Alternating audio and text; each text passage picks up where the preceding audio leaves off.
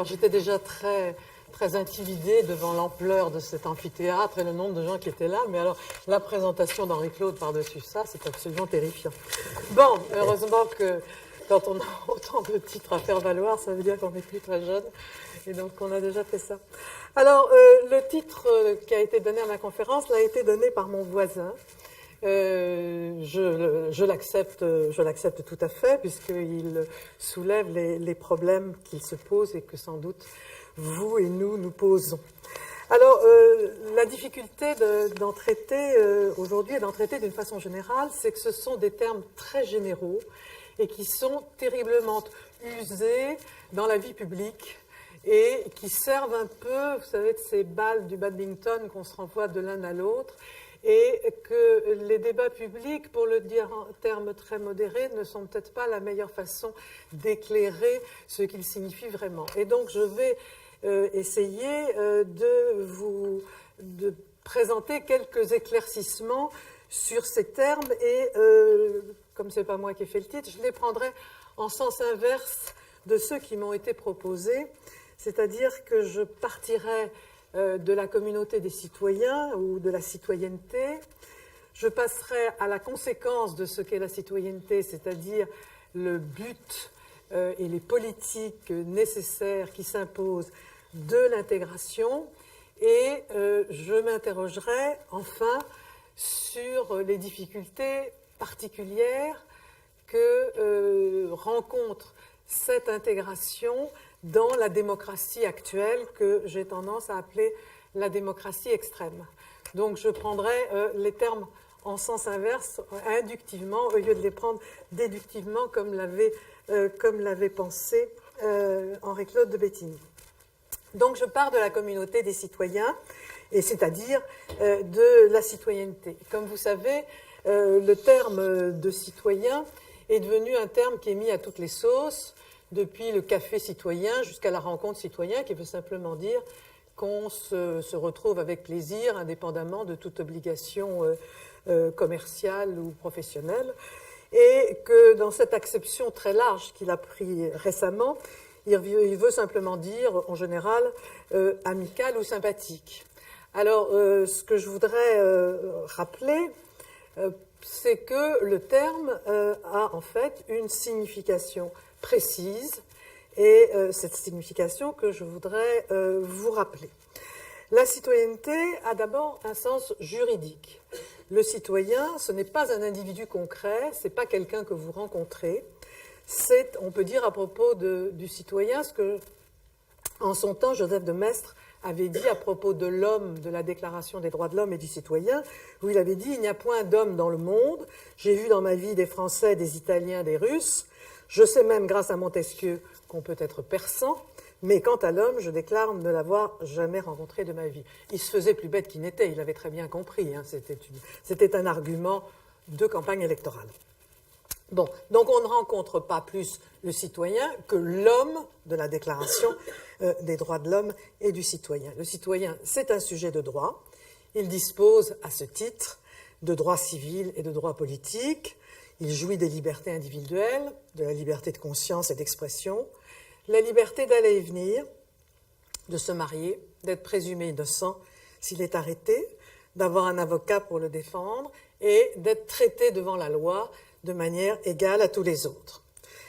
Ces droits civils reposent sur le fait qu'ils disposent des droits politiques, c'est-à-dire du droit de participer à la vie politique et d'être candidat à toutes les fonctions publiques, mais cela lui donne l'obligation, c'est le revers de la médaille ou l'avers de la médaille, l'obligation de respecter les lois, de participer aux dépenses collectives en fonction de ses ressources et de défendre la société dont il est membre si elle se trouvait menacée. Plus important que l'ensemble de ces droits et devoirs, qui vous rappellent peut-être les cours d'instruction civique de notre jeunesse, ce qu'il faut voir, c'est que l'essentiel est que la citoyenneté est le principe de la légitimité politique. Et en ce sens, c'est le principe qui fonde notre organisation sociale et qui nous permet de faire, comme on dit dans le langage moderne, de faire société ou de vivre ensemble. Nous vivons ensemble et nous formons une société parce que nous sommes ensemble citoyens. Dans les sociétés les plus nombreuses de l'histoire humaine, on faisait une société parce qu'on partageait la même religion ou parce qu'on était sujet du même monarque. La modernité politique a supprimé la dimension religieuse de l'organisation politique et a remplacé le sujet du monarque par le libre citoyen. C'est-à-dire que c'est une société auto-fondée qui trouve sa légitimité en elle-même et qui ne la tient d'aucune norme extérieure à elle-même. Et de ce point de vue-là, ça nous paraît évident parce que c'est la société dans laquelle nous sommes nés et à laquelle nous croyons, comme l'a rappelé Henri Claude, mais c'est une exception, c'est un cas tout à fait exceptionnel dans l'histoire et dans l'espace. La plupart des sociétés humaines ont été organisées par des normes extérieures à elles-mêmes, fondées sur des croyances et des pratiques religieuses. Et donc la citoyenneté, c'est non seulement tout ce que nous savons, c'est-à-dire l'ensemble des droits civils et politiques, mais c'est la source de la légitimité politique parce que chaque citoyen est détenteur d'une partie de cette souveraineté politique. C'est l'ensemble des citoyens constitués en collectivité politique, c'est la communauté des citoyens, qui est à la source du pouvoir légitime. Et c'est pourquoi c'est la communauté des citoyens, comme vous savez, qui choisit les gouvernants et qui sanctionne par l'élection leur action. Les gouvernés doivent obéir aux gouvernants dans la mesure où les gouvernants ont été choisis par eux et restent sous leur contrôle. C'est le sens des expressions qu'on connaît bien, le citoyen est roi ou le citoyen est souverain. Alors ça peut paraître très abstrait, mais c'est une abstraction qui a toutes sortes de conséquences pratiques dans la légitimité des élections et la légitimité du choix des électeurs, qui est fondamentale pour organiser les liens qui nous permettent de faire une société. J'avais toujours été frappée au temps où Bernard Tapie occupait le centre de la vie publique, qu'on avait pu l'accuser, sans que ça fasse le moindre scandale, d'être menteur et voleur. Tout le monde était très calme. Et puis un jour, certains d'entre vous s'en souviennent peut-être, il a dit « Les électeurs de Mme Le Pen sont des salauds, ou des fous, enfin quelque chose de charmant comme ça. » Et là, ça a fait scandale. Là, ça a fait scandale parce que ça remettait en cause le principe fondamental qui fait que nous formons une société, c'est-à-dire que l'électeur, lui, a toujours raison, puisqu'il est la source du pouvoir. Et même quand il ne vote pas comme personnellement nous le souhaitons, nous respectons ses choix. Et vous regarderez dans les soirées électorales, tout est dit et son contraire. Mais il y a une chose qui n'est pas dite, c'est que l'électeur a eu tort. Parce que remettre en question cette idée que l'électeur a eu tort, c'est vraiment remettre en question ce qui nous permet de faire une société. Donc vous voyez comment, très concrètement, ces principes abstraits continuent à organiser directement notre façon de vivre ensemble. Alors, la conséquence de cette société auto-référencée qui n'admet pas de normes extérieures à elle-même, c'est que le principe de la séparation du public et du privé est devenu un principe fondateur de l'ordre social. Au privé, la liberté des individus concrets, avec leur fidélité, leurs croyances, leurs pratiques, et au public, l'égalité formelle, mais c'est l'égalité, des droits des citoyens. Et donc tous les particularismes sont renvoyés dans la sphère du privé. Et ce qui fonde cette idée de la citoyenneté, c'est l'opposition entre les spécificités de l'homme privé, qui sont respectées en tant que membre de la société civile, et l'universalisme du citoyen. Et bien évidemment, l'application la plus importante, la plus formelle de ce principe, c'est le principe de séparation du politique et du religieux. un principe de séparation du politique et du religieux, fonde l'ordre de la citoyenneté. Les églises sont éliminées en tant que source du pouvoir. Et cette idée de séparation est une idée fondamentale, mais elle prend des formes concrètes qui sont différentes d'un pays à l'autre. La laïcité française n'est pas le seul modèle de séparation du politique et du religieux. Les différentes nations démocratiques européennes, par exemple, ont toutes des formes de séparation et de collaboration, parce que la séparation implique aussi la collaboration entre l'État religieusement neutre et les églises et les groupes religieux. Donc il y a à la fois séparation, mais décollaboration. Et dans chacun des pays, en fonction de l'histoire, en fonction de la manière dont la modernité politique est née, il y a des formes de séparation et de collaboration qui sont différentes. Là, pour prendre un exemple, la Suède a eu une église d'État jusqu'en octobre 2000. La loi de séparation des églises et de l'État, sur laquelle est fondée l'organisation française depuis 1905, n'a pas d'équivalent dans les autres pays européens. Peu de pays ont mis comme nous la laïcité dans leur constitution. Il y a le Mexique, il y a la Turquie, mais il y en a peu. La plupart des autres pays font une allusion aux convictions religieuses communes. Cela ne remet pas en question le principe fondateur de la modernité politique, qui fait qu'on est également citoyen, quelle que soit son église d'appartenance ou quelle que soit son non-appartenance à une église, parce que c'est un principe fondateur d'une société où c'est la communauté des citoyens qui est à l'origine de la légitimité politique. Alors, la conséquence de cette analyse sur la communauté des citoyens, c'est qu'elle ne comporte pas, par principe, dans son principe même, elle ne comporte pas de limite.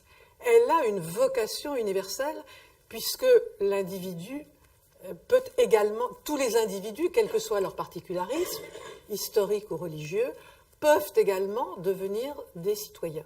Et ça, c'est un point très important que je voudrais souligner avant de passer au problème d'intégration, parce qu'il y a une logique entre les deux, c'est que la vocation de la citoyenneté est d'être universelle, puisqu'elle n'est liée ni à une religion particulière, ni à une catégorie historique particulière, ni à des catégories sociales particulières. C'est-à-dire qu'on est également citoyen, quelle que soit sa religion d'appartenance ou sa non-religion, quelle que soit son origine régionale ou nationale, quelle que soit sa condition sociale.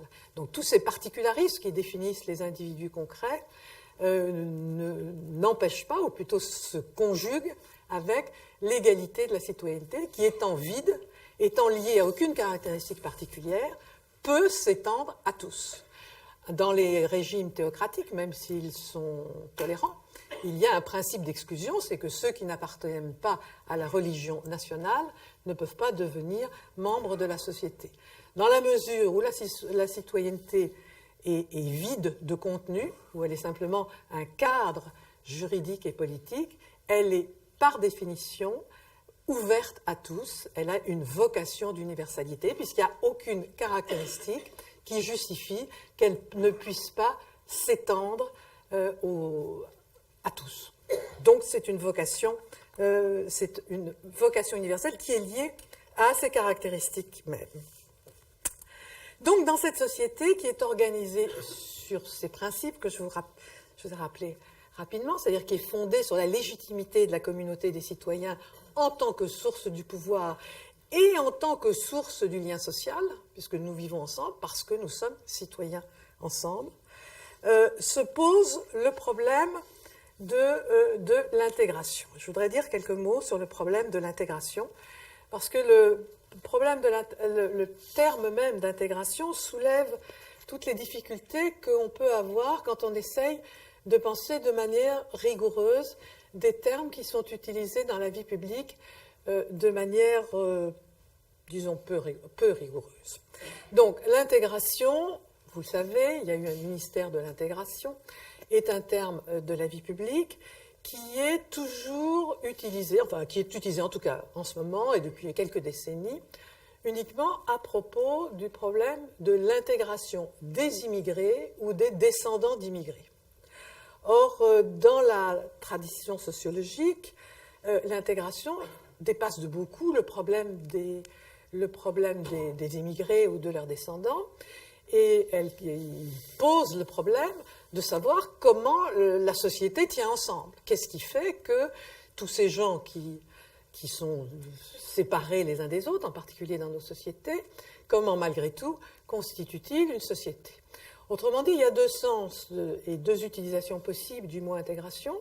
Il y a l'intégration à la société, on l'utilise de cette façon quand il s'agit des émigrés, en se demandant est-ce qu'ils peuvent s'intégrer à la société, ce qui implique, vous voyez, que la société soit faite une fois pour toutes. Comme une grosse pomme, il s'agit de savoir si on peut mettre dans une pomme les nouveaux venus. Et puis, il y a le problème que se posent les sociologues, qui est le problème de l'intégration de la société, dont les immigrants, bien sûr, dont les immigrés et leurs descendants, puisqu'ils font partie de la société, mais qui est un problème beaucoup plus large, qui consiste simplement à se demander comment évoluent les instances de socialisation, la manière dont nous vivons ensemble, bref, comment nous faisons société. Alors, nous sommes très gênés par ce terme qui, en fait, est utilisé politiquement pour poser un problème particulier, qui est celui de la manière dont progressivement des populations venues d'autres sociétés participent à la nôtre, qui est un problème, mais qui n'est pas le problème essentiel de l'intégration, et d'autre part, le vrai problème que les sociologues s'efforcent de poser, qui est le problème de l'intégration de la société, dont celle des immigrants n'est qu'une partie, et je dirais une partie secondaire. Et alors, depuis que la sociologie existe, vous me direz que c'est pas tellement long, c'est un peu plus d'un siècle et on a pu s'en passer jusque-là, mais enfin, depuis que la sociologie existe comme une discipline établie, elle s'est interrogée sur ce problème parce que, à partir du moment où c'était plus la religion, et religion veut dire, vous savez, relier, à partir du moment où c'était plus la religion qui unissait les hommes autour d'un projet commun, comment est-ce que ces sociétés dont la légitimité reposait sur des individus, c'est-à-dire des individus isolés les uns les autres, comment, malgré tout, allait-il continuer à former une société? Et donc, ça a été le problème essentiel que se sont posés les premiers sociologues, d'Auguste Comte à Émile Durkheim, en se demandant ce que dans le vocabulaire moderne on dit comment vivre ensemble, comment garder le lien social dans nos sociétés. Et je voudrais essayer de vous montrer qu'on ne peut pas poser vraiment bien le problème de l'intégration des immigrés et de leurs descendants à notre société si on ne considère pas qu'ils sont une partie, et une partie particulière, si je puis redoubler le terme, du problème beaucoup plus général, qui est celui de comment vivre ensemble dans des sociétés individualistes dont le principe de légitimité repose sur les individus. Et donc, il faut distinguer, il faut éliminer l'idée que l'intégration ne concerne que cette partie de la population qu'on désigne, à laquelle on pense toujours quand on parle dans la vie publique et dans la vie politique de l'intégration. Quand il y a eu un ministère de l'intégration, il était clair que la connotation, c'était le problème des immigrés et de leurs descendants. Il faut d'autre part tenir compte du phénomène de l'intégration, c'est-à-dire de l'adoption progressive par les populations d'origine étrangère des habitudes, des manières de vivre qui sont celles de notre société, qu'on peut étudier. Il y a beaucoup de recherches là-dessus qui montrent comment chaque nouvelle population arrivant dans des sociétés qui sont des sociétés d'immigration adopte partiellement et réinterprète les habitudes et les modalités de vivre de la société dans laquelle elles sont, à laquelle d'ailleurs ils participent, c'est-à-dire qu'ils apportent eux-mêmes certaines de leurs habitudes. Comme vous savez, le couscous est devenu un plat national depuis quelques décennies, c'est-à-dire qu'il n'y a jamais de mouvement simple quand de nouvelles populations arrivent et se mêlent à des populations plus anciennement installées. Il y a des effets d'emprunt réciproque et d'influence réciproque parce que la société n'est pas constituée une fois seulement et immobile, elle est faite d'une histoire dans laquelle toutes les populations, qu'elles soient installées depuis très longtemps ou qu'elles soient installées beaucoup plus récemment, sont entraînées dans des processus d'échange et de régulation divers, ce qui fait que quand on parle d'identité française, on ne parle pas de quelque chose donné une fois pour toutes, mais d'une histoire particulière qui n'a pas cessé de changer. Alors, quand on parle donc d'intégration, on désigne les processus par lesquels les individus, tous les individus, et pas seulement les individus, ceux qui sont arrivés le plus récemment, participent à l'ensemble de la société nationale par l'activité professionnelle, par le partage des normes de consommation matérielle, par l'adoption des mêmes comportements familiaux, culturels, par tous les échanges avec les autres, et tout ce qui remet en question la possibilité des échanges avec les autres est contraire à l'esprit démocratique, puisque dans l'esprit démocratique, nous pouvons épouser tout le monde et nous pouvons entrer en relation avec tout le monde. Vous êtes peut-être frappé comme moi qu'on ne cesse de se dire bonjour maintenant. On entre dans un autobus, on se dit bonjour, on voit quelqu'un, on se dit bonjour. Et ce bonjour symbolique qu'on entend beaucoup, c'est le symbole de cette idée que dans la société démocratique, nous pouvons tous entrer en échange les uns avec les autres. Alors, dans la participation aux institutions communes. Alors, dans ces différentes parties de la vie sociale, on peut observer comment certains s'intègrent, tous ne participent pas de la même façon, mais ça fait partie de la liberté des sociétés démocratiques. Et il faut surtout penser que intégration est pris dans le sens d'un processus. Personne n'est jamais totalement intégré. On ne sait pas ce que ça veut dire. Intégré à quoi? Intégré de quoi? Que ça ne désigne pas un État, mais une histoire particulière et un processus. Et surtout, de bien se rappeler qu'il s'agit du problème essentiellement de l'intégration de la société démocratique actuelle. Et donc, j'en arrive au troisième terme qui était en tête, c'est-à-dire celui de démocratie.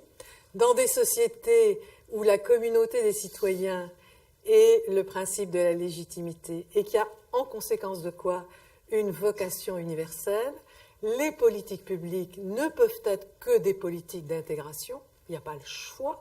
C'est les seules politiques qui soient conformes aux valeurs démocratiques. Et imaginez l'inverse, on ne peut pas avoir une politique d'exclusion. Il est évident qu'on ne peut avoir qu'une politique d'intégration. Ça ne veut pas dire que tout le monde est intégré de la même façon, ni que tout le monde aura le même type de participation à la société globale. Mais les politiques publiques ne peuvent être que des politiques d'intégration. Et elles sont conformes à la vocation universelle de la citoyenneté. Et donc, dans ces sociétés fondées sur la légitimité de la communauté des citoyens, dont la vocation universelle fait que les politiques doivent être des politiques d'intégration et ne peuvent être que des politiques d'intégration, comment la démocratie extrême où nous vivons a-t-elle modifié ces processus d'intégration? Et je voudrais maintenant vous présenter quelques réflexions sur l'évolution de la démocratie actuelle qui peut-être rend plus problématique l'intégration des populations d'origine étrangère que ça a été le cas. Vous savez tous que la société française a été en Europe la société d'immigration la plus ancienne, puisque les grandes vagues d'immigration ont commencé avec le XIXe siècle et qu'on a eu successivement les vagues de allemands, anglais, belges au milieu du siècle, italiens, polonais vers les années 1880, juifs russes et puis tous les malheureux du XXe siècle qui se sont souvent réfugiés quand la France ne les trahissait pas en France. Or, tous ces grands moments d'immigration, ces grandes vagues d'immigration, ont été traditionnellement intégrés par les grandes institutions de l'État,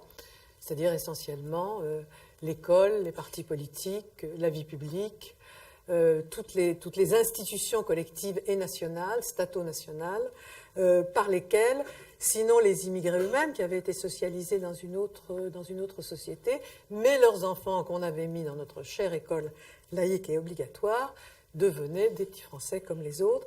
Et le succès de cette politique s'était marqué dramatiquement en 1914, quand les descendants des immigrés étaient partis se faire massacrer dans les combats de la Première Guerre mondiale, exactement comme tous les autres. On peut le déplorer, mais du point de vue qui nous intéresse, elle montrait comment cette politique d'intégration avait abouti à transformer les descendants de migrants en citoyens français. Alors je voudrais aujourd'hui, il est courant, il est habituel de dire que le modèle d'intégration ne marche plus, on l'entend à peu près tous les jours, donc je ne reviens pas là-dessus. Et je voudrais nuancer ce point de vue en faisant une distinction qui vient de la connaissance sociologique entre l'intégration culturelle et l'intégration structurelle. C'est des grands mots, mais c'est très simple. L'intégration culturelle, ça veut dire que les enfants des immigrés, les descendants des immigrés scolarisés en France, ont les mêmes goûts, les mêmes résultats scolaires et les mêmes pratiques que les autres à niveau social comparable. Ça, c'est l'intégration culturelle. L'intégration structurelle, c'est l'entrée sur le marché du travail dans les institutions de la vie collective. Or, une enquête qui a comparé le cas français au cas anglais et au cas allemand a montré que l'intégration culturelle était meilleure en France que dans les deux autres pays, c'est-à-dire que les descendants de migrants étaient plus français, entre guillemets, de langue, d'habitude, de goût, que ne l'étaient les descendants de migrants en Allemagne et en Grande-Bretagne, mais qu'en revanche, ils étaient beaucoup moins bien intégrés structurellement, c'est-à-dire qu'ils connaissaient un taux de chômage particulièrement élevé que ni l'Allemagne ni l'Angleterre, ni que les descendants de migrants en Allemagne et en Angleterre ne connaissaient. Autrement dit, qu'il y avait un décalage entre leur adaptation complète à ce qu'on peut appeler la culture au sens anthropologique française et leur possibilité d'entrer dans les instances de la vie collective et en particulier sur le marché du travail qui est quand même l'instance la première par laquelle on socialise tout le monde, donc et aussi les descendants de migrants. Et dans ce décalage entre des aspirations qui sont nourries par le fait qu'ils sont devenus des enfants de la démocratie comme les autres, donc ils ont les mêmes aspirations que les enfants de la démocratie, c'est-à-dire une vie confortable et libre, et la possibilité d'avoir les moyens d'obtenir ce à quoi ils aspirent comme tous les autres, dans ce décalage s'explique sans doute beaucoup la partie minoritaire, mais la partie malgré tout importante, de ceux qui se sont mal socialisés. Alors, pourquoi est-ce qu'on a l'impression, et c'est partiellement vrai, je vous dis, il faut nuancer, c'est-à-dire que c'est vrai du point de vue de l'intégration dans les instances de la vie collective, ce n'est pas aussi vrai du point de vue culturel. Pourquoi est-ce que ce modèle qui a été aussi efficace pendant longtemps, presque 2 siècles, semble être moins efficace aujourd'hui? Et là, je crois qu'il faut expliquer ça, sans doute partiellement par l'origine des populations, mais surtout parce que c'est le facteur qui se révèle le plus explicatif, par les caractéristiques de notre société, et je vais essayer de les mentionner dans les 20 minutes qui me restent. Alors, la démocratie extrême dans laquelle nous vivons est un régime de critique. Le citoyen est normalement critique, ça définit même. Reste que si la démocratie devient extrême, la critique risque alors d'être extrême et de devenir radicale.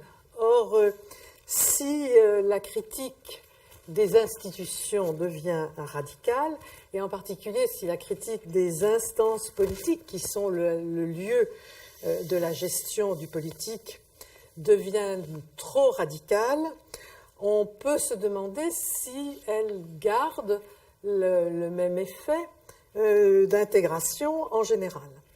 Or, l'école, l'armée, la justice et toutes les instances de la vie politique, au sens étroit du terme, sont aujourd'hui soumises à des contestations très fortes, renouvelées. Comme vous le savez, ni dans l'école, ni même devant la justice, l'autorité n'est respectée en tant que telle, c'est-à-dire n'est respectée parce que c'est l'institution qui la porte. Elle doit se négocier, elle doit se conquérir. Et l'État lui-même, dont l'action s'étend à tous les domaines quotidiens de la vie collective, lui-même est critiqué dans tout son pouvoir de décision et de contrôle. De sorte que l'État central et centralisateur qui a constitué la nation française au cours des siècles, à la fois intervient beaucoup, a une capacité de suradministration, mais en même temps règle mal ou régule mal les acteurs qui agissent en leur nom. Il y a toute une critique sur l'idée démocratique et sur l'idée de représentation qui est bien liée à au fait qu'on souligne que tout vient de l'individu. Si tout vient de l'individu, l'idée même de représentation est critiquable, parce que d'une certaine façon, la seule personne qui me représente vraiment, c'est moi-même. Dès qu'on passe par quelqu'un d'autre, dès qu'on a un représentant, par définition, il nous trahit, il trahit nos propres intentions. Et de plus en plus, l'idée de représentation est critiquée. Regardez ce qui se passe avec les syndicats. On crée de nouveaux syndicats parce que les premiers ne nous représentent pas bien. Dans toutes les institutions, l'idée de représentation est critiquée dans la mesure où l'individu veut être pleinement représenté et où, encore une fois, seul lui-même peut se représenter lui-même sans qu'il y ait un espace de trahison. Or, l'idée de représentation sur laquelle vit notre organisation politique, c'était l'idée que par l'élection, par la représentation, on choisissait des hommes plus vertueux et plus capables que nous-mêmes, auxquels on remettait le soin de prendre des décisions. Or, c'est une idée qui est légèrement battue en brèche de notre temps. Nous avons un petit peu de peine à penser que ceux que nous choisissons sont à la fois plus sages et plus compétents. À la rigueur, peut-être plus compétents, mais plus sages, nous avons un petit peu de peine.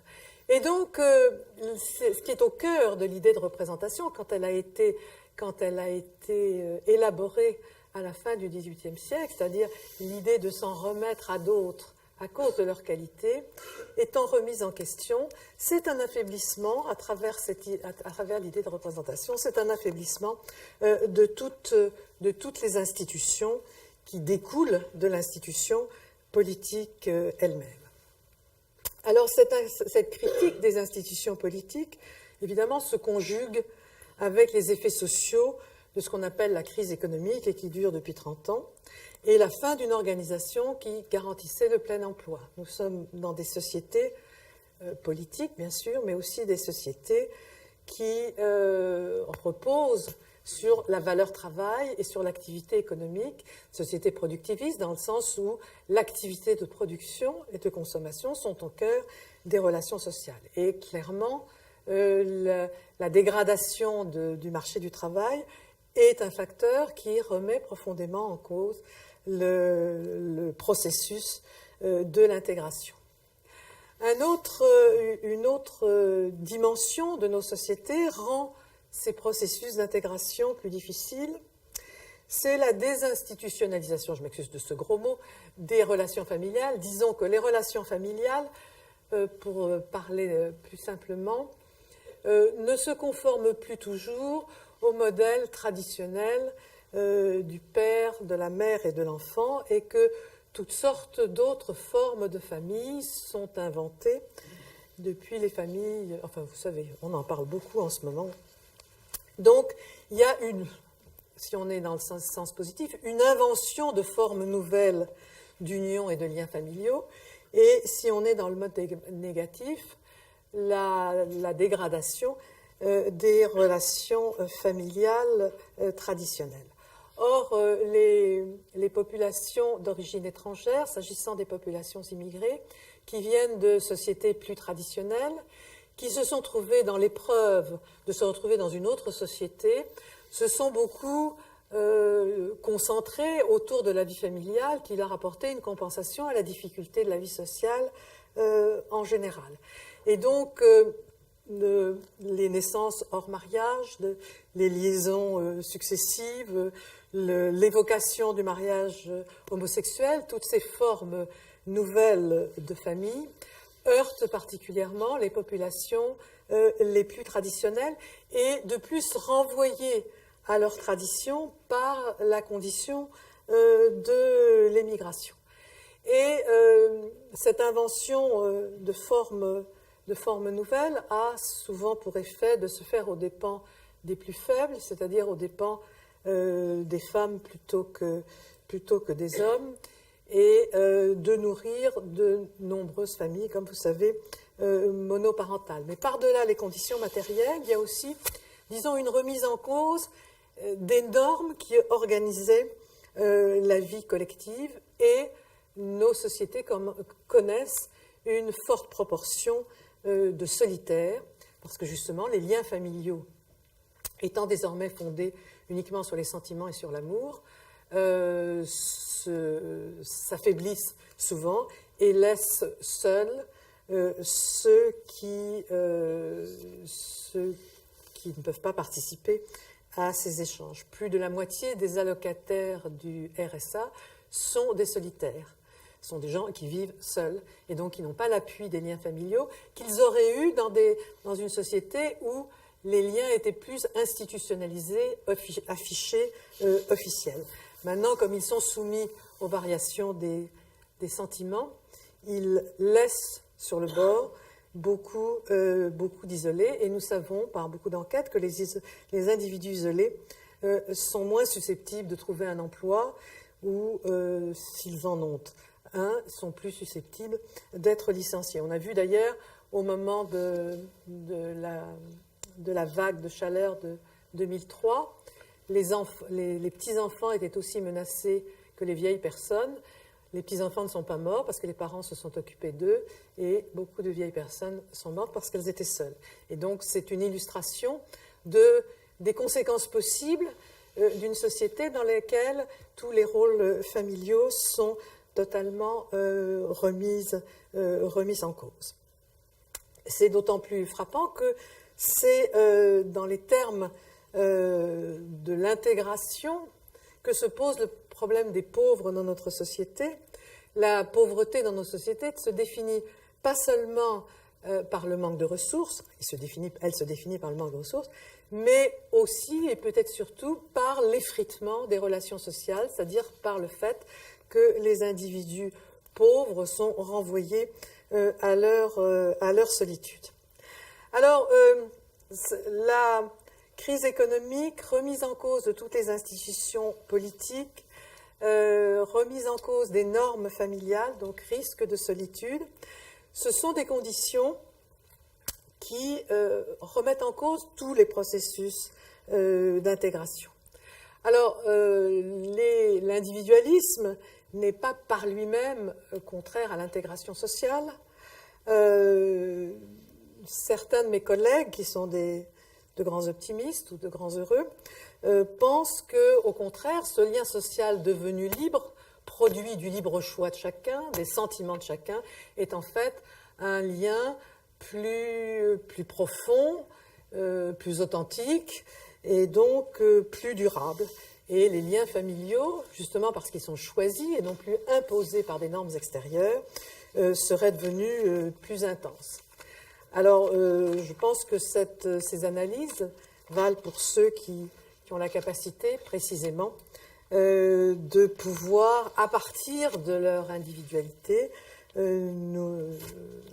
tisser et entretenir des liens avec les autres, mais que ce type de lien qui caractérise l'intégration des sociétés démocratiques, qui consiste à s'inventer soi-même, à choisir ses amours, ses amis, son identité, et même ses ancêtres, est une capacité qui n'est pas universellement répartie et qu'elle est favorable aux plus solides, aux plus brillants, à ceux qui ont hérité d'une grande aisance dans la vie sociale, mais qu'elles sont redoutables pour les gens les plus modestes, que ce soit modeste socialement ou par son origine. Et il me semble que cette société individualiste a pour effet pervers, c'est-à-dire pour effet mauvais et involontaire, de favoriser l'intégration de ceux qui ont déjà eu une socialisation familiale forte et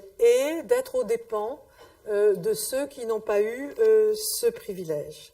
Parce que des institutions sociales qui soient fortes, qui soient puissantes, qui soient assurées d'elles-mêmes, protègent les faibles, et des institutions affaiblies, contestées, critiquées jusqu'à la critique radicale, parce que, et encore une fois, il est normal que le citoyen critique les institutions, laissent à la socialisation par la famille, par l'héritage familial, économique et culturel, un rôle primordial qui tente à accentuer les inégalités sociales. Et vous savez que l'égalité est une passion de la société démocratique. De sorte que les liens ou l'intégration qui naît de l'individualisme peut être efficace pour ceux qui ont bénéficié d'une socialisation énergique conforme aux valeurs collectives, mais elle peut être redoutable pour ceux qui n'ont pas connu les mêmes conditions d'origine. Les institutions fortes protègent les faibles, l'affaiblissement du règne de la loi favorise les plus puissants, c'est la loi qui protège. Les sociétés où le contrôle social est défaillant fragilisent les plus vulnérables. Alors c'est un problème qui dépasse évidemment le cas des immigrés et de leurs descendants, mais dans lequel se retrouve une partie de la population d'origine étrangère et de leurs descendants. Et l'intégration est de plus en plus assurée, non plus tellement par les institutions étatiques et politiques de la communauté des citoyens, mais par, disons, les redistributions ou la protection de l'État-providence et des politiques providentielles. Ce qu'on peut appeler des politiques providentielles, ça va être politique de l'État-providence. Alors, elles intègrent tous les individus de la société, mais elles les intègrent autrement. Et le changement n'est pas seulement quantitatif, il est qualitatif, c'est-à-dire que le moyen de l'intégration n'est plus celui qui fonde et qui nourrit la communauté des citoyens, mais les besoins quotidiens, sociaux, qui sont satisfaits, toujours insuffisamment par définition, par la protection. L'État se donne de plus en plus pour objectif premier et pour légitimité de répondre aux besoins des hommes démocratiques, de satisfaire leur aspiration au bien-être, mais il change ainsi le sens de la vie collective, puisqu'il ne s'agit plus d'agir ensemble et de faire des choix politiques ensemble, mais d'avoir intérêt à recevoir, après avoir cotisé, une part des ressources collectives afin d'assurer, autant qu'on puisse le faire, une forme d'égalité, ou tout au moins d'éviter des formes d'inégalité trop criantes. Et donc, cette source d'intégration par les politiques providentielles fait que l'État-providence intervient toujours plus, intervient d'une façon toujours plus particulière en essayant de soigner telle ou telle catégorie, successivement les jeunes, les vieux, les femmes enceintes, enfin, différentes catégories. On crée des catégories et on fait une intervention en faveur des uns ou des autres. Et donc à prendre en compte de plus en plus et d'une manière de plus en plus étroite, de plus en plus fine, de plus en plus précise, des singularités de chacune des catégories de la population auxquelles il s'adresse.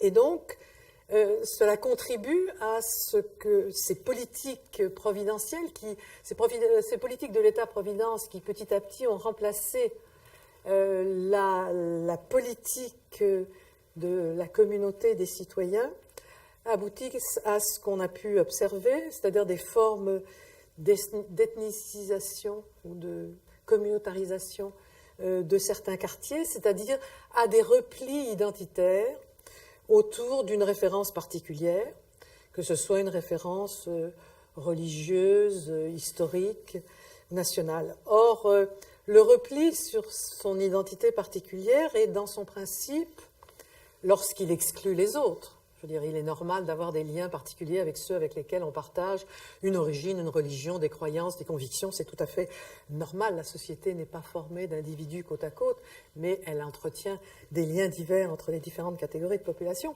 Mais si cette identification à une catégorie particulière devient exclusive des autres, elle remet en question ce qui est un des principes de l'ordre démocratique, c'est-à-dire la possibilité des échanges de tous avec tous. Alors bien entendu, dans la réalité concrète, nous ne sommes jamais en échange avec tout le monde et nous fréquentons des gens qui nous sont proches pour des raisons sociales ou religieuses, mais la possibilité des échanges de tous entre tous fait partie de l'utopie de la société démocratique. Et donc le repli sur une identité particulière excluant les autres, puisque c'est ça ce qu'on appelle le communautarisme, ce n'est pas du tout les relations de type communautaire qu'on puisse avoir avec ceux qui nous sont proches, mais c'est l'idée que ces relations prennent le pas, sont plus importantes que les relations avec l'ensemble de la société nationale. Et donc ces replis identitaires sont souvent évoqués à propos des immigrés et de leurs descendants.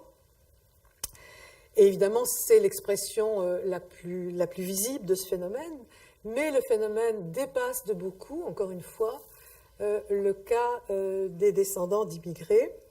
Et on constate ce repli sur les identifications particulières qui est de plus en plus grand aux dépens de la participation à l'ordre du politique. Et l'ordre du politique, c'est celui qui est commun à tous les membres de la société, par-delà leurs différences de toute nature.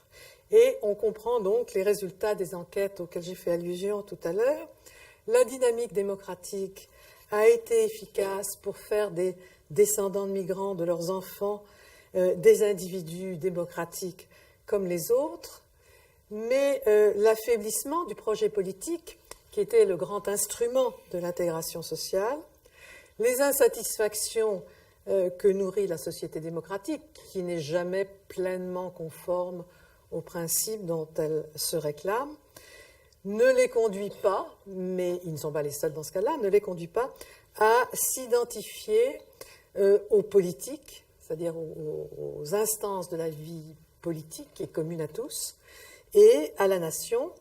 Et si on en parle surtout à propos des immigrés et de leurs descendants, il faut voir, me semble-t-il, qu'ils ne font que révéler de manière plus manifeste que les autres, parce qu'ils sont plus visibles dans la société, la vérité de ce que risque de devenir notre démocratie.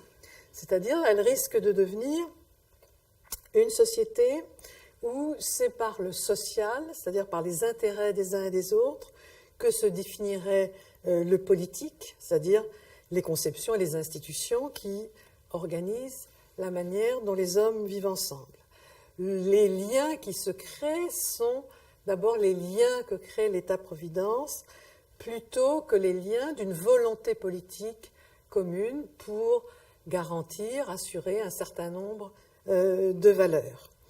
Les politiques sociales laissent subsister l'originalité des nations, et c'est vrai que les modalités de l'intégration de chaque nation européenne continuent à être différentes d'un pays à l'autre. J'ai évoqué la Suède et l'Église d'État. Rappelez-vous aussi la reine d'Angleterre, qui est chef de l'Église anglicane. Enfin, il y a des modalités d'organisation du politique et du religieux qui est très différente.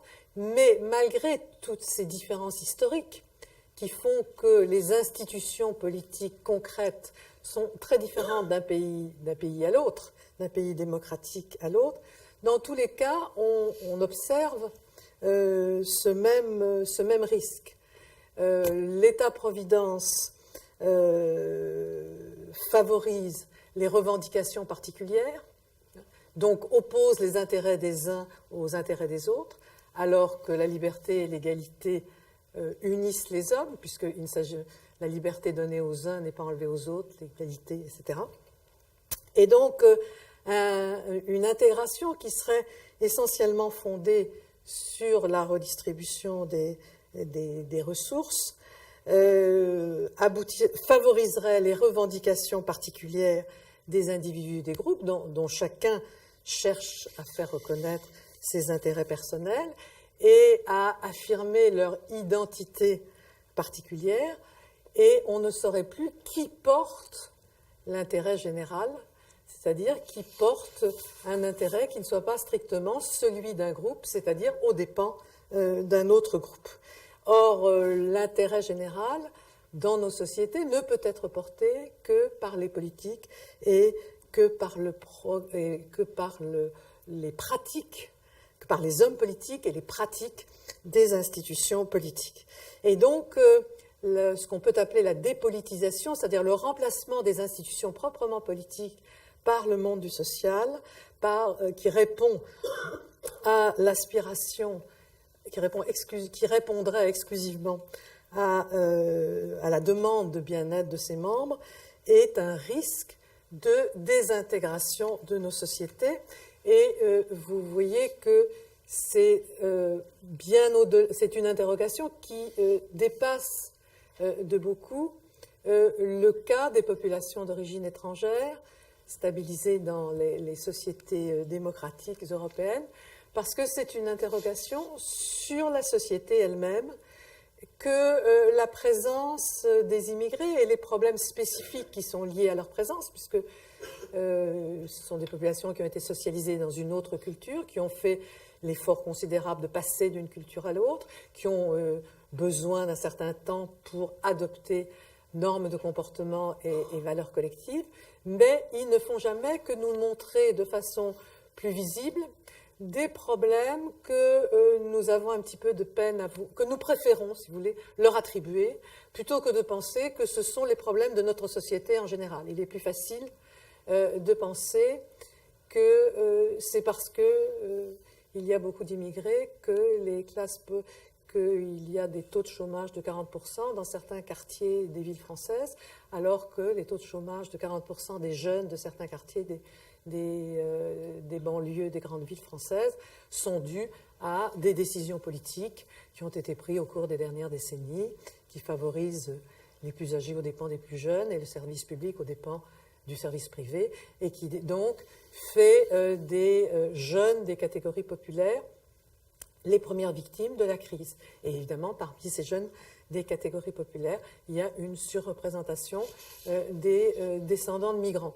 Mais il est plus facile pour nous tous, pour les politiques, mais pour nous tous, de trouver des boucs émissaires plutôt que de penser aux capacités de notre propre société à continuer à intégrer non pas seulement les descendants de migrants, mais l'ensemble de ses membres, puisque la citoyenneté a une vocation universelle, la société démocratique ne peut pas à accepter de laisser au bord du chemin certains de ses membres. Elle doit donc avoir une politique d'inclusion de tous par l'intermédiaire du politique. Et c'est là-dessus qu'il faudrait s'interroger si on veut essayer de répondre à la question qui avait été formulée, comment pouvons-nous vivre ensemble? Je vous remercie.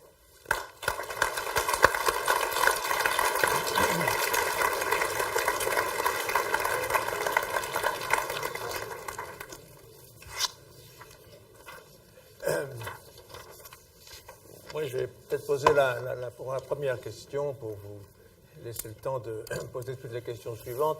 Et, au fond, Dominique Schnapper nous dit que notre société elle est très affectée par la modification des structures familiales. Il y a eu, au cours de ces 20 ou 25 dernières années, beaucoup de changements, beaucoup de modèles de structures familiales avec les PACS, avec les mariages homosexuels, etc.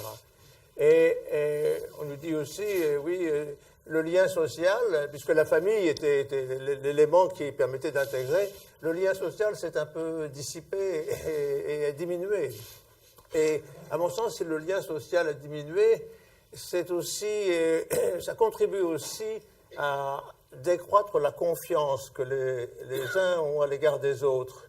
Moi, je vois un lien entre la façon dont on est associé à une famille ou à une structure familiale, et en même temps, comment, sur le plan communautaire ou même sur le plan personnel, les relations de confiance sont plus difficiles à établir. Et une société qui a perdu la confiance de l'un à l'égard de l'autre est beaucoup plus dangereuse, beaucoup plus difficile à gérer. Est-ce que vous êtes d'accord, Dominique, avec ça? Oui, encore qu'il y a toujours cause et effet, c'est-à-dire l'invention de nouvelles formes familiales est à la fois la cause et la conséquence. Enfin, il y a des phénomènes qui réagissent les uns sur les autres. Donc, je ne dirais pas que c'est parce que dans la famille on a changé que du coup la confiance change, parce qu'il y a aussi que... oui, c'est ça, c'est la folie et la fière. L'individualisme. Mais jusqu'à une date très récente, la famille était le dernier lieu où on acceptait l'idée d'une nature. Dans nos sociétés, on pense toujours que maintenant, que tout est inventé, que tout pourrait ne pas être, que tout est culturel, qu'il n'y a rien de naturel. Ce qui restait naturel, ce qui semblait rester naturel, c'était l'idée du père, de la mère qui font l'enfant.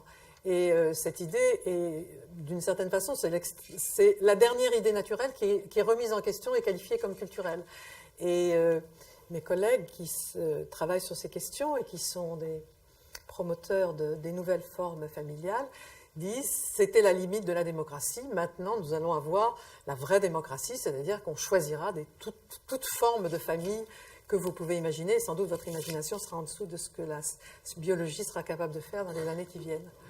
Donc, quand on voit ça sur le thème de la liberté, que ce sont des formes de liberté dont on ne disposait pas, ce qui est vrai, c'est qui est une partie de la vérité, mais en même temps, ça leur apparaît comme le couronnement de l'élan démocratique qui va à dénier le caractère naturel qu'on avait l'habitude de voir depuis un certain temps.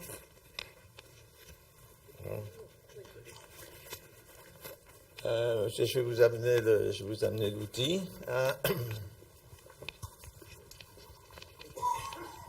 Oui, madame, vous avez quand même évoqué très légèrement tout à l'heure le problème de l'échec de l'intégration, parce qu'il ne faut quand même pas se cacher derrière son petit doigt. Il y a quand même un relatif échec de cette intégration depuis une trentaine d'années. Alors, ne pensez-vous pas que c'est bien beau que la société essaye d'intégrer ces nouveaux arrivants, mais encore ne faudrait-il pas que ces nouveaux arrivants fassent un effort pour s'intégrer? Car il faut bien reconnaître que c'est un phénomène que j'estime être depuis 30 ans. Ceux qui arrivent souhaitent conserver, je ne dis pas la totalité, bien entendu, mais une majorité souhaite conserver leur culture, leur mode de vie. J'en veux pour preuve l'inégalité homme-femme, le voile, la burqa, la polygamie. Je ne veux pas ajouter la viande halal parce que ça ferait un petit peu polémique. Nous laisserons. Bien. Nous excluons le problème. Donc, c'est un petit peu l'une des raisons, c'est pas la seule. C'est que, pourquoi je parle de l'immigration depuis une trentaine d'années? parce qu'elle est éminemment différente de celle qui a précédé. Et j'ai été étonné que vous n'ayez pas prononcé une seule fois le mot assimilation, car les Espagnols, les Italiens, les Belges, les Portugais qui sont arrivés avant les années 70 ne se sont pas intégrés, ils se sont assimilés. Moi, j'ai fait ma communion avec Tetamanti, fils d'Italien, avec Lopez, fils d'Espagnol, avec Ježek, fils de Polonais. Ils se sont assimilés.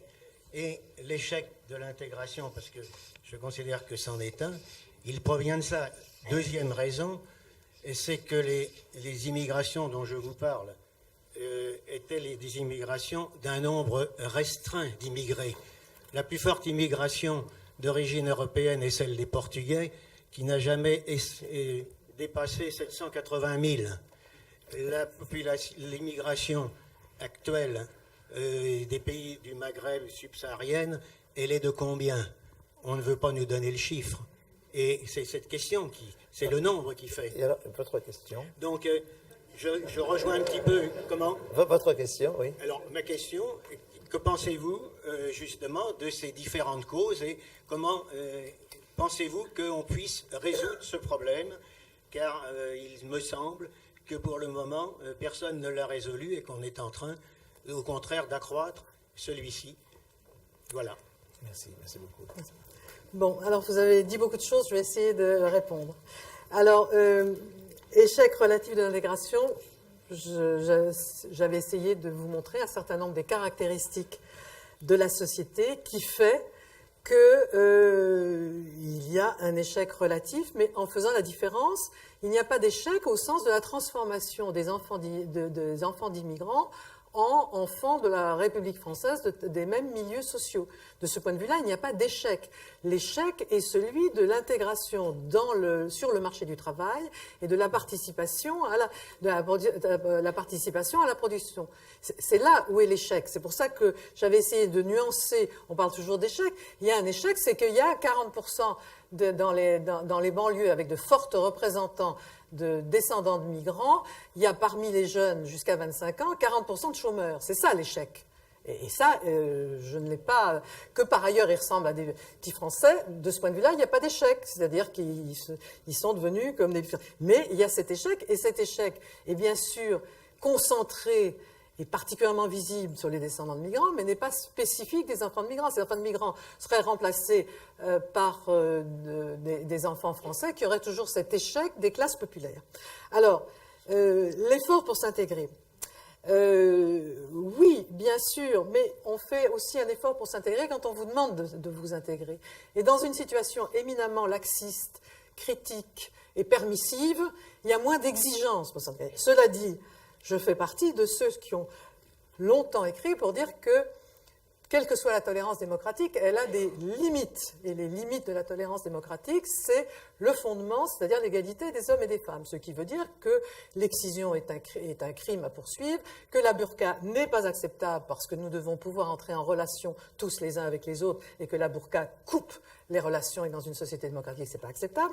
Donc, il y a un effort... Il y a un effort inévitable et souhaitable de réinterprétation des traditions religieuses qui, en général, quand elles sont vraiment religieuses, ne posent pas beaucoup de problèmes. Il y a des limites très claires à poser à l'intérieur desquelles la tolérance démocratique peut accepter. Mais, si vous voulez, l'effort pour s'intégrer est aussi fonction de l'attente et des exigences de la société d'installation. Quand il y a une forte exigence, vous savez...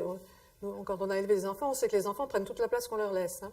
Bon, et ben là, c'est la même chose. S'il n'y a pas d'exigence, si on est dans une société laxiste où tout est possible, tout est permis, eh bien, c'est pas favorable pour que des enfants d'immigrés adoptent les... Et donc, le rôle des exigences de la société d'installation explique, pour beaucoup, on ne pourra jamais démontrer qu'elles expliquent complètement, parce que les phénomènes historiques ne sont pas démontrables de façon rigoureuse, mais enfin, expliquent tout de même pour une grande part les difficultés de cette migration particulière. Quant à vos chiffres, je vous admire parce qu'avoir des chiffres, des vagues de population, il y a des discussions éternelle entre les démographes. C'est très difficile à savoir, car comme vous savez, et c'est souhaitable, les statistiques françaises portent sur la nationalité. Et donc, une fois qu'on a acquis la nationalité française, ce qui est le cas à peu près de tous les enfants d'immigrés nés sur le sol français, on ne peut pas les repérer dans les statistiques. Et donc, je pense que c'est moins une question de nombre qu'une question de relations historiques entre les différentes populations. Et surtout, ne croyez pas que ça a été facile dans le passé. C'est facile après coup. Mais quand pratiquement toute la population du Sud-Est, en dehors des retraités qui viennent se chauffer au soleil en fin de vie, est une population d'origine italienne. Et pendant très longtemps, ça s'est très très mal passé. Le mépris pour les macaronis, faut pas. Alors maintenant, qu'ils sont tous devenus de bons Français, dont une forte proportion vote Le Pen, c'est comme ça qu'il y a un vote Le Pen dans le Sud-Est. On dit il n'y a pas eu de problème. Mais non, ces phénomènes sont difficiles, sont difficiles pour eux. Et le mépris qu'on a eu pour les Italiens à cause de l'immigration italienne a duré jusque dans les années 1960. Jusque dans les années 1960, les descendants d'immigrés demandaient à Cavana, il racontait la façon dont il était traité à l'école primaire, comme les petits juifs, finalement, on arrive à faire une population, mais il ne faut pas croire que ce soit des processus qui soient jamais faciles, harmonieux et heureux. Alors, nous sommes sensibles à ceux d'aujourd'hui, par définition, puisque c'est ceux que nous vivons, mais il ne faut pas penser que le modèle républicain marchait tellement bien dans le passé et qu'il marche très mal maintenant. Il marchait moins bien qu'on ne le pense dans le passé, et il faut nuancer la façon dont il marche mal. Mais quand vous avez dit échec relatif, je veux bien m'aligner sur votre échec relatif, à condition que vous teniez compte de toutes, si vous voulez bien, de toutes ces nuances. Autre question? C'est quoi la démocratie extrême? Est-ce que c'est une démocratie qui n'en est plus une? Je sais pas. C'est une expression de Montesquieu que j'aime beaucoup, qui me paraît caractérisée aujourd'hui, c'est-à-dire c'est le moment où la critique n'est pas critiquée par elle-même, si vous voulez. Le moment où on va jusqu'au bout d'une critique, c'est la critique radicale. Vous voyez, quand on vous dit, ce que j'ai entendu, le droit à l'insurrection est inscrit dans les textes constitutionnels. Oui, le droit à l'insurrection contre la tyrannie, mais pas contre les institutions représentatives, légitimes. Vous voyez, c'est le moment où la critique ne voit pas ses propres limites. Voilà. C'est une expression de Montesquieu quand il dit, il y a un très beau texte qui reprend de Platon où il dit quand les enfants sont à la place des parents, quand on veut être à la place des quand le justicier veut être à la place enfin, c'est ça, c'est le moment où il n'y a plus le respect des institutions qui assurent la liberté de la démocratie. Où la critique va si loin qu'il ne reste plus la liberté. Aujourd'hui, il y a des risques. Pardon. Il y a des risques. Aujourd'hui, dans le cadre de la campagne électorale, on voit bien qu'il y a une discussion extrêmement importante sur les notions de quotas ou de capacité à accepter une immigration. Et j'aimerais connaître votre position sur le sujet, car c'est là évidemment essentiel. Est-ce que notre société est en mesure, dans le cadre de son fonctionnement actuel, de recevoir sur son territoire un nombre éventuellement non contrôlé? Est-ce qu'elle doit faire les efforts dans ce sens, ou est-ce qu'elle doit accepter, ce qui est totalement incorrect sur le plan politique, qu'il y ait une régulation dans ce domaine, car notre société française a visiblement aujourd'hui un problème d'emploi qui est dû à une mondialisation et une globalisation, et qu'elle est obligée d'en tenir compte, parce que finalement, au bout du compte, elle n'a qu'une économie de père de famille, c'est-à-dire qu'elle a des charges et des ressources, et que si elle ne l'équilibre pas, on voit bien ce qui se passe aujourd'hui en Grèce ou ailleurs, finalement, à un moment donné, ça se termine très mal, et si ça se termine très mal, ça veut dire que cette intégration ne pourra pas se faire. Alors, quelle est, dans ce domaine, votre position? Mais il y a une régulation, hein. Il existe oui, il y a une régulation, mais elle est hein. vue de façon très différente aujourd'hui par les différents acteurs politiques. Je veux dire, on n'est pas dans une situation d'immigration non contrôlée.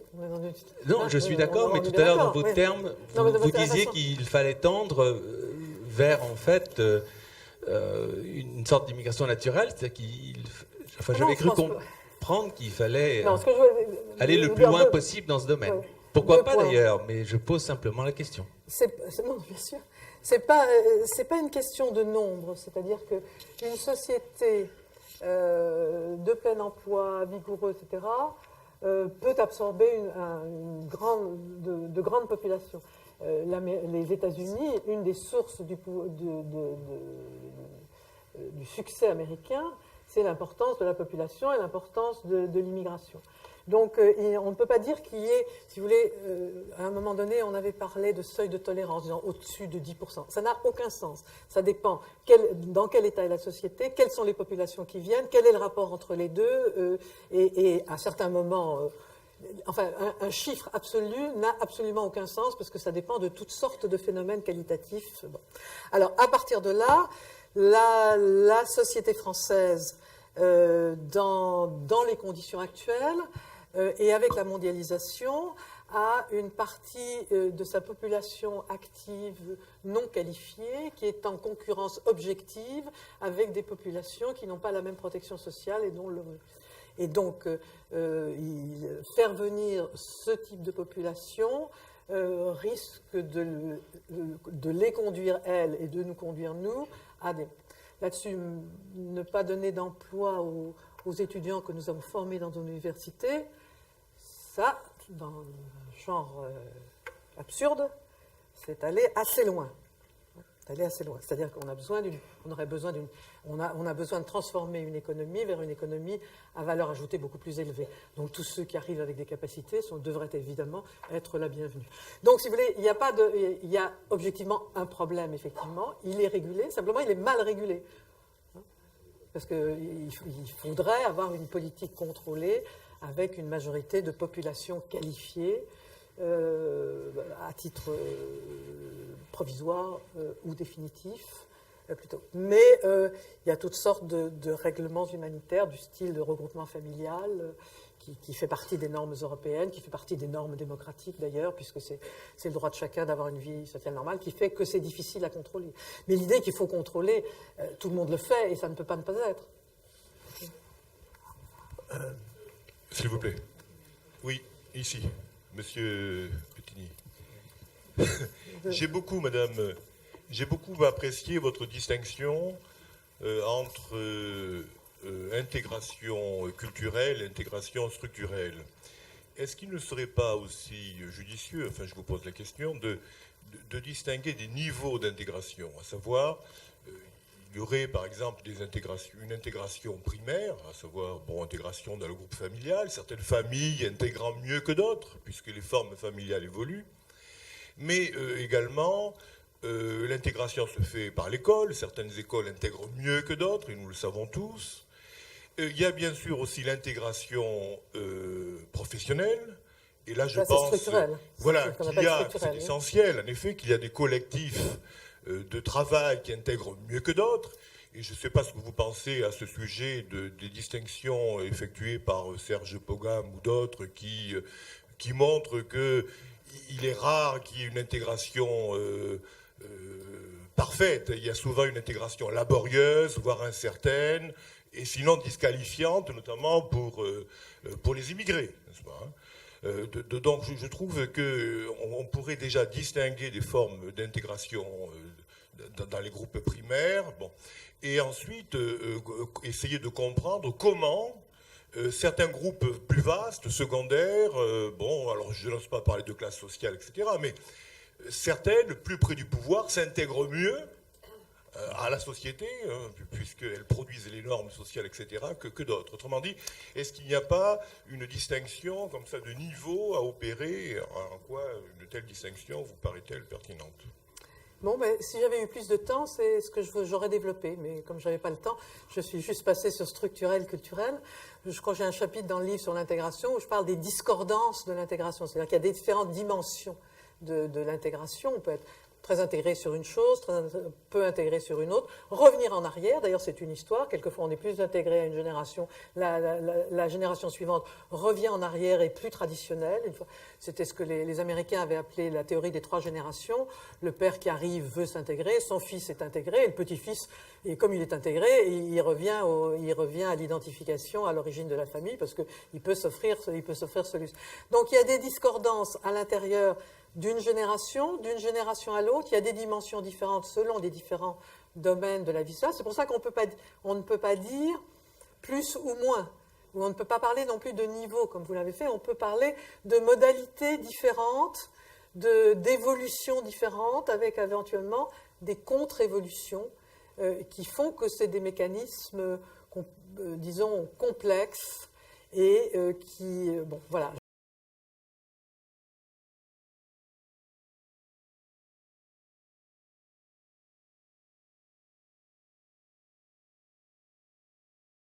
J'aurais pu je l'écris dans un livre, j'aurais pu le développer là, mais je n'avais pas pu dire en 50 minutes, mais c'est tout à fait ça. Alors si vous voulez, il y a cette grande distinction structurelle, culturelle, mais à l'intérieur de cette grande distinction, on peut faire on peut faire des analyses de détails sur ces processus, à la fois dans une génération et d'une génération à l'autre. J'entends bien, mais les collectifs qui se passent, les mouvements... Monsieur, non.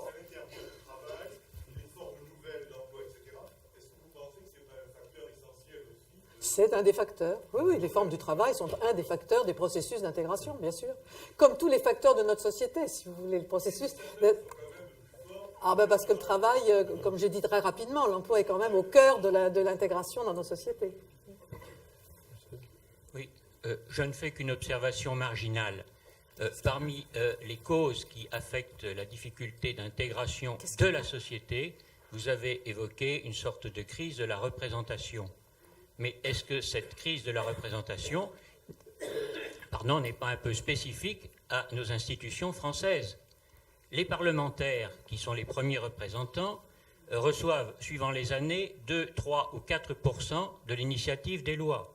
Il n'y a pas si longtemps, on avait la pratique du vote bloqué. Il y a une pratique qui n'est pas dans la Constitution, mais qui est extrêmement puissante, c'est la discipline de vote. La discipline de vote peut priver le représentant d'une partie de son pouvoir de décision et d'expression. Il y a aussi un suffrage majoritaire, tellement majoritaire que, sans aucune proportionnalité, une partie du corps électoral n'est pas représentée. Et ce suffrage majoritaire peut rendre une formation politique majoritaire avec plus de 50% à l'Assemblée, tout en ne recueillant que 28 ou 30% des voix. Je m'arrête. Donc...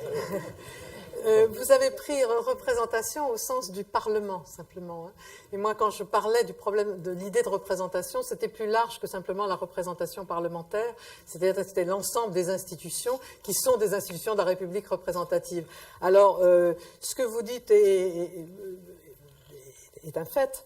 Le cas français pousse un tout petit peu plus loin, peut-être, des phénomènes d'affirmation de l'exécutif aux dépens des parlements qu'on retrouve dans tous les pays européens.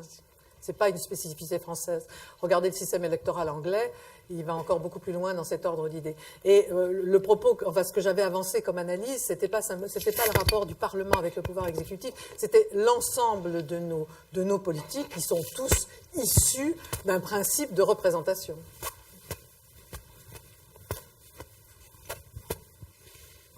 Madame, oui.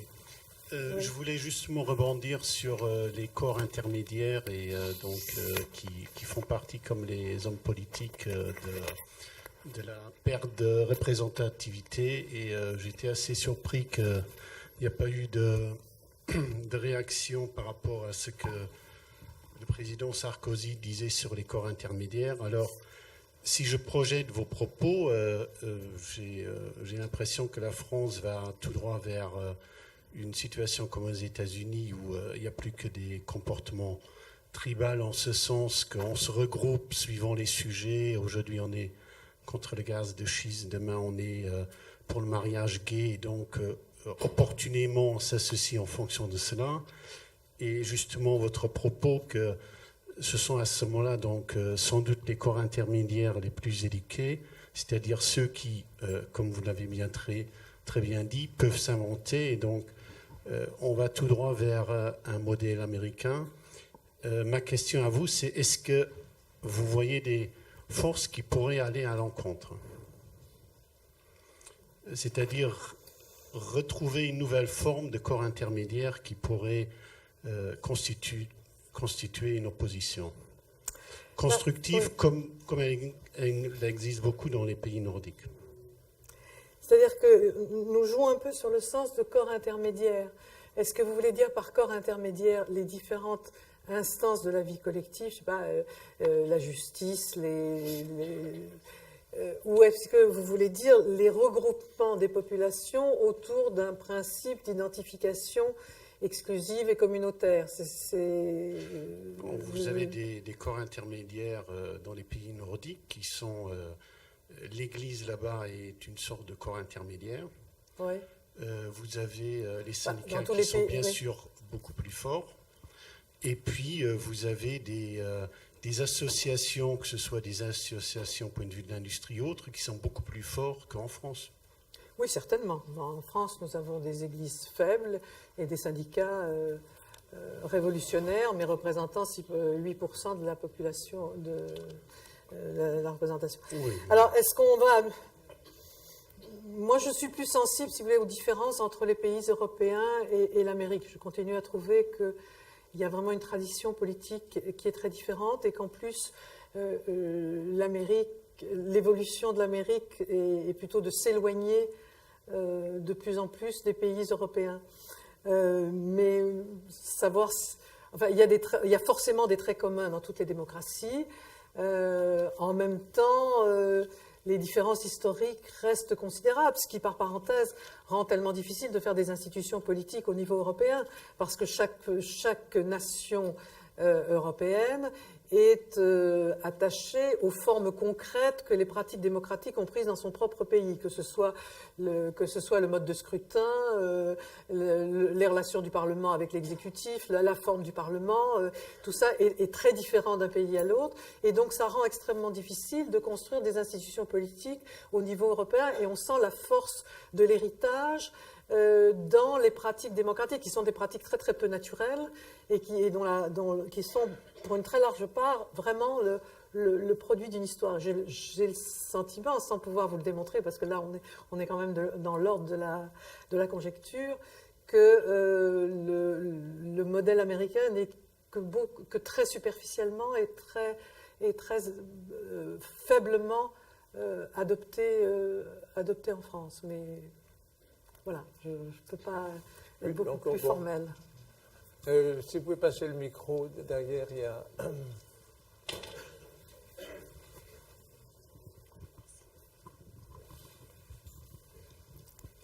Bonsoir madame. J'allais vous poser la question suivante. Je voulais que vous me donniez la définition du patriotisme, mais en fait, je voudrais simplement plutôt que vous me donniez votre définition de la patrie. La patrie, c'est du temps des nationalismes triomphants, c'est le nom qu'on donnait au sentiment naturel d'être attaché à la société, à la culture dans laquelle on est né. Vous remarquerez que c'est un mot qui est totalement obsolète.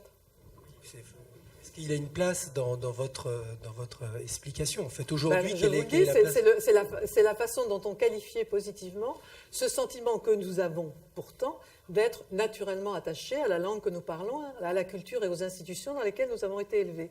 Un sentiment naturel. Et quand on est dans le moment où les nationalismes sont forts, ça s'appelle le patriotisme et l'attachement à la patrie.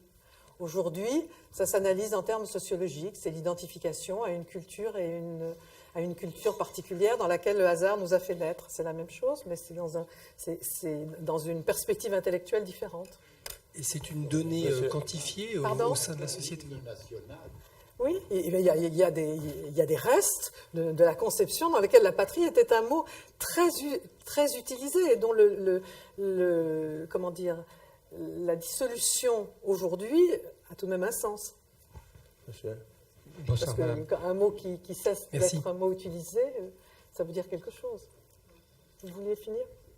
Non, mais j'aurais voulu savoir si par hasard on pouvait quantifier ça de manière factuelle. Est-ce que sociologiquement on peut estimer qu'un pays il y a des études qui sont réalisées afin de savoir si un pays est plus ou moins patriote. On a des sensations par rapport à d'autres pays, comme les États-Unis, qui se regroupent autour de leur drapeau. Ouais. Et la sensation qu'en France, c'est quelque chose qui est un peu honteux. Sauf quand on gagne le tournoi Destination. Par exemple. ou le 98, la Coupe de foot. Non, autrefois, on était prêt à mourir pour la patrie. Hein. Je ne dis pas que c'est une bonne chose, je voudrais savoir je dis si pas ça que se quantifie. je fais de l'analyse. Je dis qu'autrefois, il paraissait naturel de dire qu'on était prêt à mourir pour la patrie. Mourir pour la patrie a été comment dire, la valeur autour de laquelle s'est construite l'idée nationale.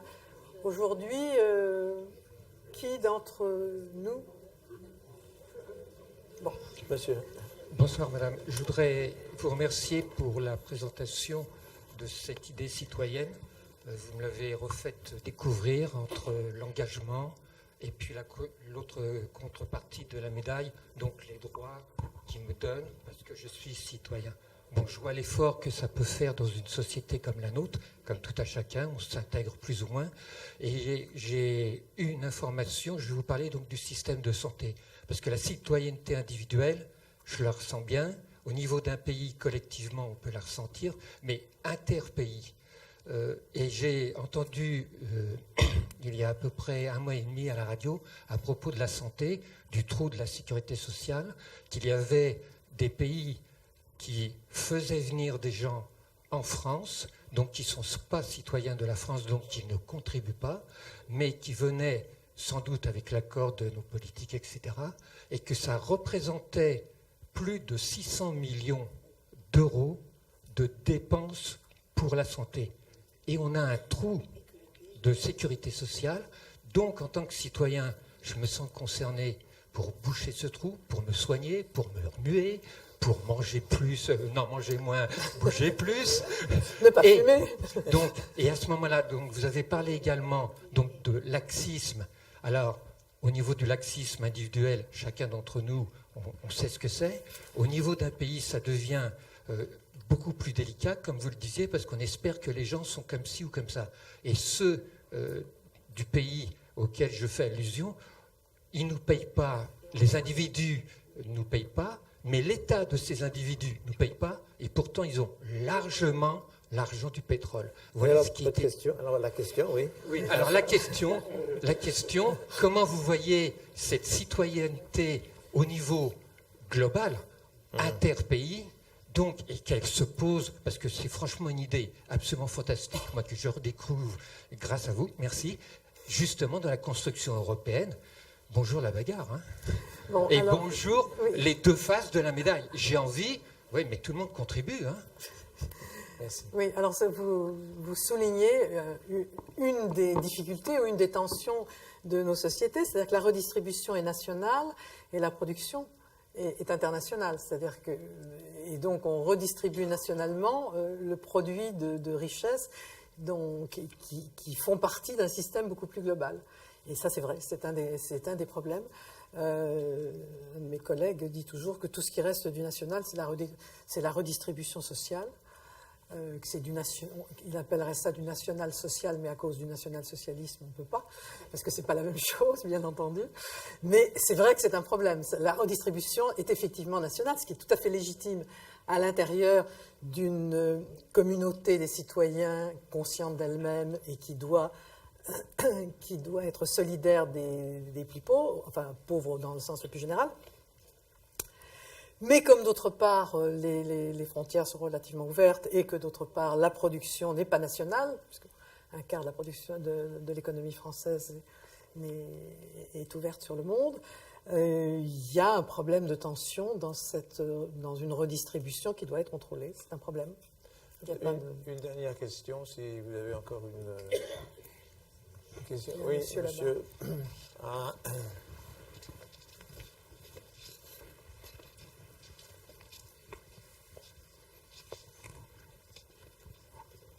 Oui, pour revenir à la question du comment vivre ensemble. Le comment vivre ensemble s'appuie sur des rapports sociaux qui sont subtilement hiérarchiques. On en veut pour preuve les sociétés ethniques où le chef de tribu a un absolu pouvoir par rapport à des gens qui lui obéissent, même s'il dit des bêtises. C'est pas la démocratie, ça. Ce rapport hiérarchique qui existe dans la société, il est assez simple.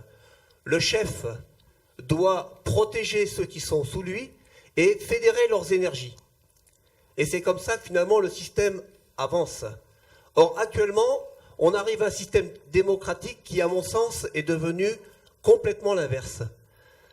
C'est-à-dire que nous avons inventé une démocratie où le débat et la critique sont devenus une posture permanente et qui donne donc qui enlève toute valeur à la puissance hiérarchique et qui fait que ce système ne fonctionne plus. Et à l'inverse, le chef qui devrait être un protecteur, les chefs sont devenus maintenant des prédateurs. Et ce système-là, je pense que les jeunes générations vont malheureusement être obligées de le remettre en cause et de le modifier. Voilà, je voulais savoir ce que vous pensez de cette remarque.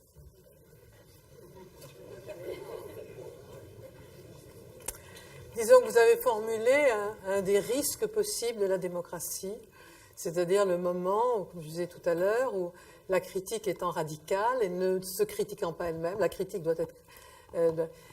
on oublie que la liberté s'exerce à l'intérieur des lois, que les lois sont protectrices de la liberté et que la liberté ne consiste pas à faire n'importe quoi sans tenir compte ni des autres ni des lois communes. Voilà, c'est un risque qu'on oublie que la liberté s'exprime à travers les règles qui assurent, les lois, enfin au sens général du terme, qui assurent la coexistence humaine des hommes qui, s'ils ne sont pas contrôlés, risquent toujours de devenir inhumains. Voilà, c'est vraiment une question précise, courte. Alors, je vous donne... Bonsoir madame, on a beaucoup parlé, ou pas mal parlé ce soir de liberté et d'égalité. Il me semble qu'on a juste mentionné la fraternité, mais pas plus. Voilà, le mot est sorti, mais on n'en a rien dit.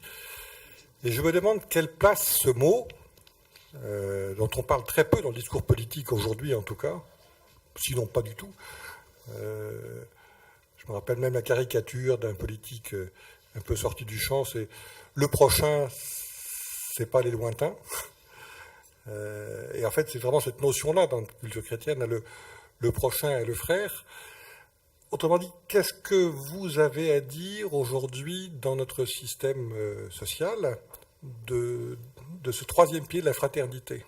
Alors vous remarquerez que la liberté et l'égalité c'est 89 et la fraternité c'est 1848, ce qui montre bien que ce n'est pas du même ordre. Alors la fraternité c'est comme la confiance et l'engagement, c'est la manière dont les gens vivent ensemble, mais le principe de l'organisation des citoyens c'est la liberté et l'égalité. La fraternité est ce qui compense ce que la liberté et l'égalité peuvent avoir d'un peu rude et d'un peu individualiste, et qu'il faut quand même refaire une société. Et donc on le fait par la confiance entre les individus, par les engagements des uns par rapport aux autres, et par la fraternité qui peut compenser les sentiments naturels des hommes qui ne sont pas toujours bons à l'égard des voisins. Voilà. On va rester là cette année.